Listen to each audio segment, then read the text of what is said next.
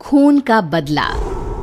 अपनी जिंदगी भर की कमाई लगाकर सुमन और अखिल ने एक छोटा सा नया घर बनाया था, लेकिन उस घर में आने के बाद उसके साथ क्या हो सकता था, इस बात का अंदाजा उन दोनों को था ही नहीं।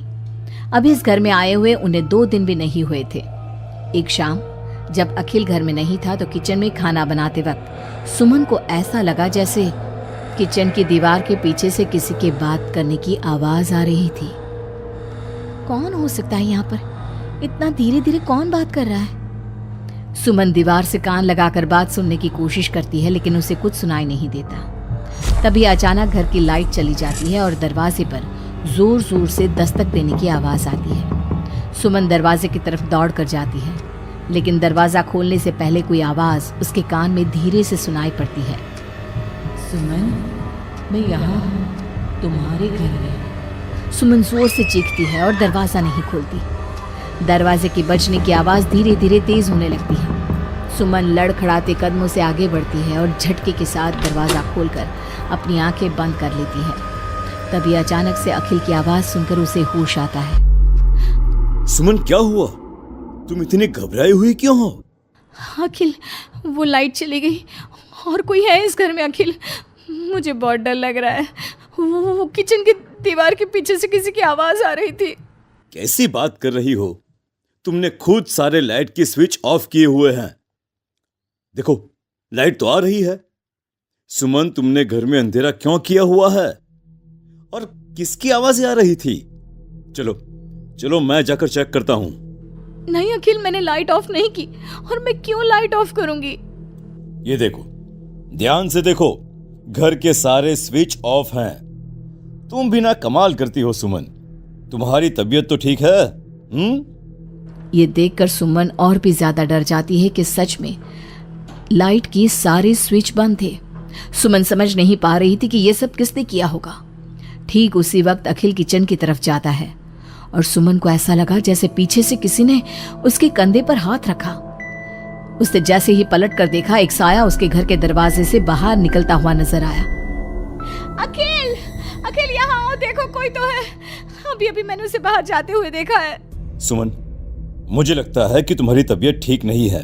अरे, मैंने किचन में भी जाकर देखा। पास वाले घर में जो लोग हैं ना, उनसे बात करने की आवाज आ रही है। एक काम करो, तुम जाकर आराम करो, मैं खाना खुद परोस कर खा लूंगा। ओके? तुम बेडरूम में जाओ। जाओ। नहीं अखिल, मैं अकेले नहीं जाऊंगी और अब इस घर में मैं एक दिन भी नहीं रहना चाहती। थोड़ी देर के बाद सुमन और अखिल दोनों ही बेडरूम में जाकर सो जाते हैं। डर की वजह से सुमन को नींद नहीं आ रही थी, लेकिन फिर वो गहरी नींद में सो जाती है और सुबह जब सोकर उठती है तो उसने देखा कि अखिल ऑफिस के लिए तैयार हो गया था। अखिल, आप कहाँ जा रहे हैं?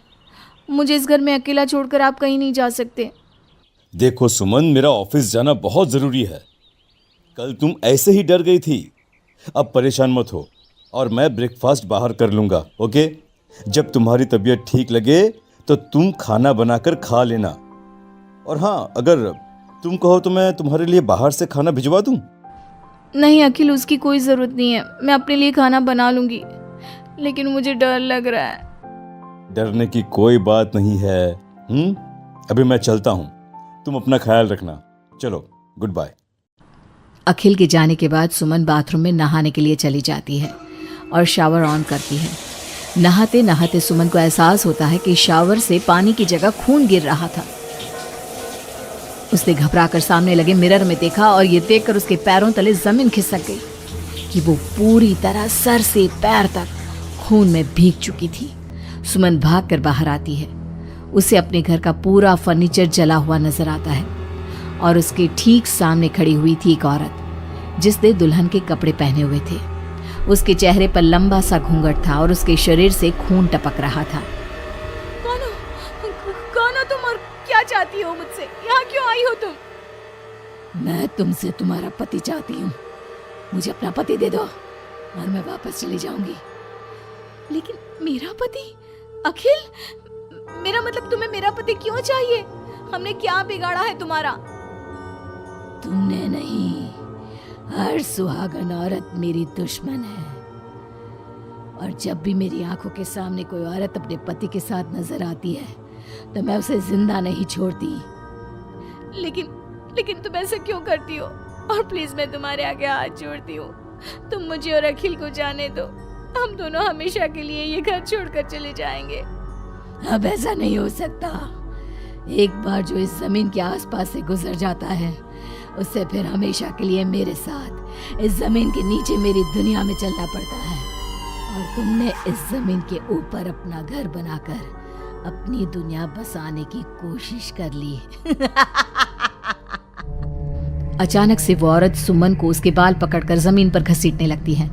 सुमन दर्द से जोर जोर से चीखती है, लेकिन उसकी आवाज उसके घर की दीवारों के अंदर दब कर रह जाती है। अब बाकी दूसरी औरतों की तरह मैं तुम्हें भी इस घर की दीवारों के नीचे दफन कर दूंगी और तुम्हारे पति को हमेशा के लिए अपना पति बना लूंगी। जानती हो, मेरी भी शादी हुई थी, लेकिन शादी के ठीक बाद मांग में सिंदूर भरकर मेरे पति ने गला घोट कर मेरी हत्या कर दी और इस जमीन के नीचे मुझे गाड़ दिया। बस तब से मेरी आत्मा यही भटक रही थी। मुझे भी सुहागन बनना है, मुझे भी पति चाहिए। छोड़ दो मुझे प्लीज, मुझे जाने दो। देखो तुम्हें पति चाहिए, तुम किसी और को अपना पति बना लो। मुझे और अखिल को जाने दो यहाँ से। लेकिन वो औरत सुमन को लेकर वहां से गायब हो जाती है। शाम को जब अखिल ऑफिस से लौट कर आता है, डोरबेल बजाता है, तभी मुस्कुराते हुए सुमन दरवाजा खोलती है। दरअसल सुमन के शरीर के अंदर अब उस औरत की आत्मा थी, लेकिन अखिल का चेहरा देखते ही सुमन के शरीर के अंदर एक हरकत होती है और वो अचानक से नाराज हो जाती है। क्या हुआ सुमन? आज तो ठीक हो ना? तुम्हारी तबीयत भी ठीक लग रही है आज तो। गुड।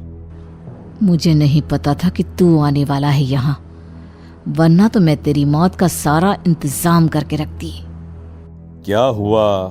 अब मेरी बात का जवाब नहीं दोगी क्या? नाराज हो मुझसे किसी बात पर? हाँ?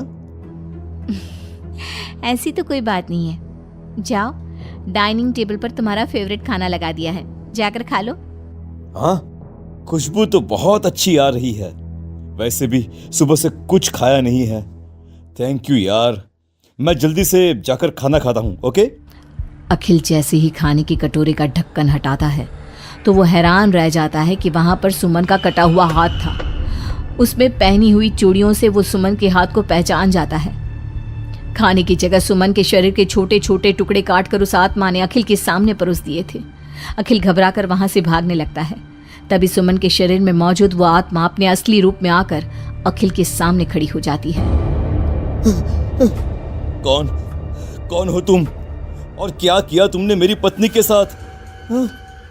इसका मतलब वो ठीक कहती थी कि इस घर में कुछ गलत है। कहाँ है मेरी सुमन? तुम्हारी सुमन के मैंने छोटे छोटे टुकड़े करके उसका खाना बना दिया और उसकी आत्मा को मैंने इस घर की जमीन के नीचे दफन कर दिया है। वो कैद हो गई है यहाँ हमेशा के लिए। तुम भी उसके पास जाना चाहते हो? मगर क्यों किया तुमने ऐसा?